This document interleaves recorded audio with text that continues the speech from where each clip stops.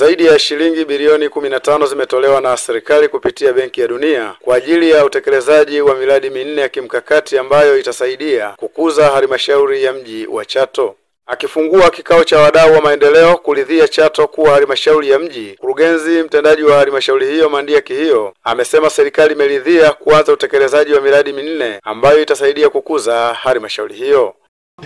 Tumshukuru mama yetu Daktari Samia Suluhu Hassan, Rais wa Jamhuri ya Muungano wa Tanzania wa awamu ya 6.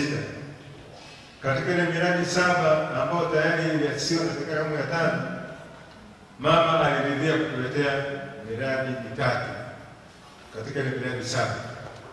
Na miradi ambayo aliridhia mama kwamba tayari ifanywe kazi, mradi wa kwanza ni mradi wa soko kuu la Mkungani bali kwa stendi ya zamani. Lakini Daktari Samia Suluhu Hassan ameridhia mradi wa soko la samaki Kasem kwa mradi ule uendelee. Lakini Daktari Samia Suluhu Hassan ameridhia mradi wa mfereji wa maji hapa Chato. Tunajua mvazi kisha panakuwa na mafuriko. Kwa ameridhia mradi wa maji ambao utatoa maji yale ambayo yanajia kuanzia TRA Mkuyuni ili aweze kwenda ziwani kwa wepesi zaidi. Kwa ameridhia hiyo miradi mitatu. Akitoa elimu kwa wadau wa maendeleo juu ya mpango kabambe wa kuandaa mipaka ya halmashauri ya mji wa Chato, afisa mipango miji mwandamizi katika halmashauri hiyo Aloysi Atanazimwenda amesema zipo faida nyingi zitokanazo na mpango huo, ikiwemo kusogeza huduma za jamii karibu na wananchi.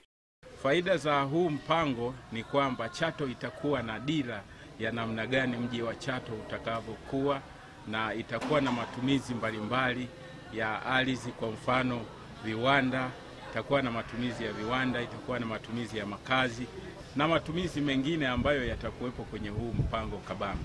Na huu mpango kabambe tunatarajia utakuwa ni kichocheo cha maendeleo kwa wilaya yetu ya Chato, kwa sababu baada ya huu mpango kwa haraka sana tutaanza kutekeleza.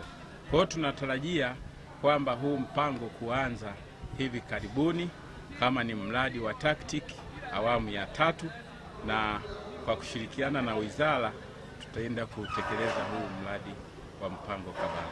Kwa upande wao, baadhi ya wadau wa maendeleo wameipongeza serikali ya awamu ya 6 kwa kuridhia kuanza kutekelezwa kwa mpango huo.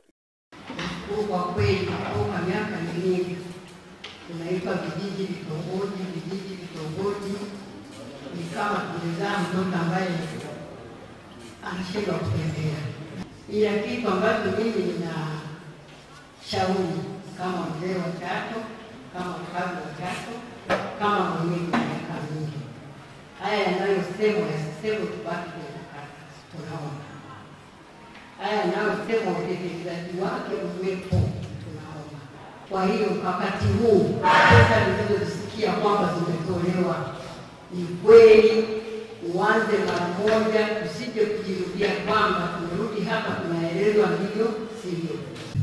Sisi tulikuwa kwenye awamu ya 4, lakini kwa mapenzi kwa mapenzi mema ya Mheshimiwa Rais akatusogeza mbele kidogo. Kwa kweli mimi binafsi naomba nimshukuru sana Mheshimiwa Rais.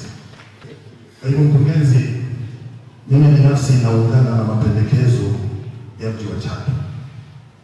Naungana nayo kabisa kwa sababu kwa kazi anazozifanya mahusiano ya vijiji na kifahamu vizuri. Naungana na mapendekezo haya.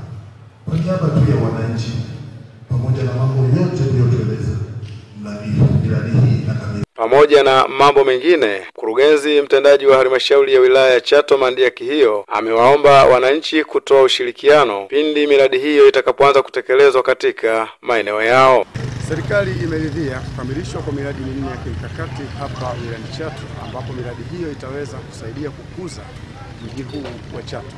Nikiripoti kutoka hapa wilayani Chato mkoani Geita, mimi ni Pasco Musa.